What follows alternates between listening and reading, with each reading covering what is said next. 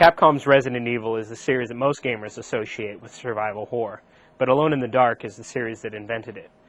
There's been no less than 3 versions of the game for the PC, but only one of them has ever made it to a console, and that was 1996 Alone in the Dark, One-Eye Jack's Revenge.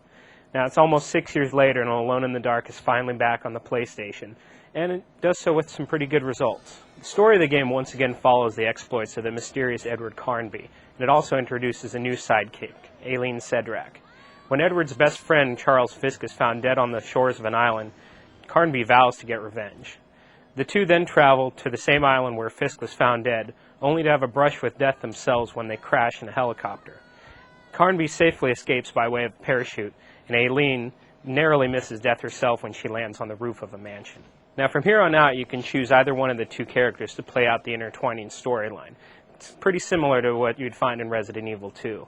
Now, the 2 sides of the story do play like night and day. Carnby, on one hand, he packs a lot of firepower, he gets a lot of different guns throughout the game, so his story is a little more action-oriented.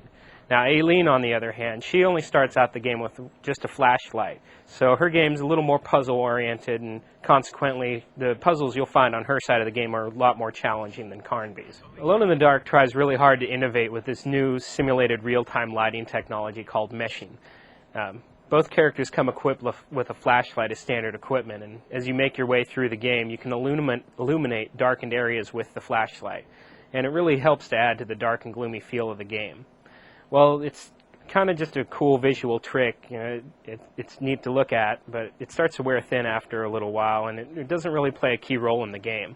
Then the meshing system is also used in other parts of the game. For instance, sometimes there's pre-rendered backgrounds that are really dark, and it'll be lit up all at once by a flash of lightning, and you'll see sometimes a dark character hidden over in the side of the screen, and then as soon as the lightning's over, he disappears. So, you know, it's pretty cool to see that every once in a while, but I mean, after you get past it, it really doesn't add much to the game, and it's just there for eye candy. The core gameplay of the New Nightmare is something that anyone that's ever played a survival horror game is going to be instantly familiar with.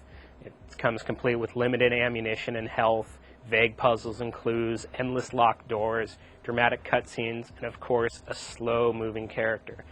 The bulk of the game is just spent searching the mansion for ways to open doors, either by way of a key or a hidden switch. Probably one of the most annoying features of the game is the fact that the keys don't really have any identifiable marks as to what door they open. So what you're going to need to do when you find a key is backtrack to every single locked door that you find until you find the right one. When you add this into the fact that the ammunition and health is always in short supply and your enemies keep respawning when you leave the room, you'll soon be pretty frustrated having to revisit the same areas over and over again. And the puzzles in this game are pretty vague too. They require you to look through all the documents that you pick up lying around the mansion. In one instance, you find yourself out of keys and you can't open any doors, and the only remaining clue you have is a worn photograph in your possession.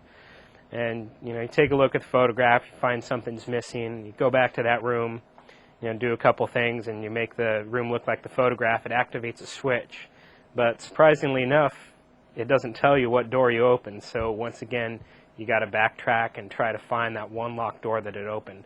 For the most part, this game is all about solving these overly ambiguous puzzles in order to get through.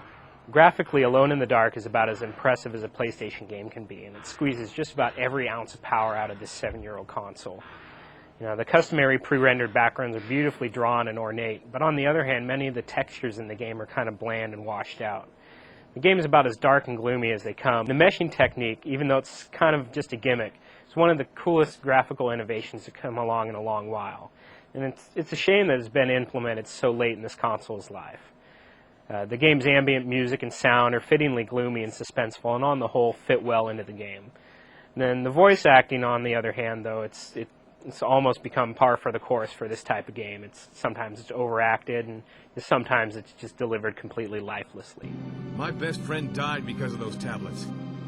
He was killed on Shadow Island. And I swear I'm going to find whoever did it. Fans of survival horror games that haven't upgraded to a newer console are probably going to find that this is one of the better games available for the PlayStation, even though it does have a few flaws. Now, if you own a Dreamcast or a PlayStation 2, you're probably going to want to hold off until those versions come out, just because they do have remarkably better graphics. In the end, this installment of the Alone in the Dark series tries pretty hard to carve out a piece of the survival horror pie by sticking to the tried and true facets of the genre, and it ends up being a pretty good game.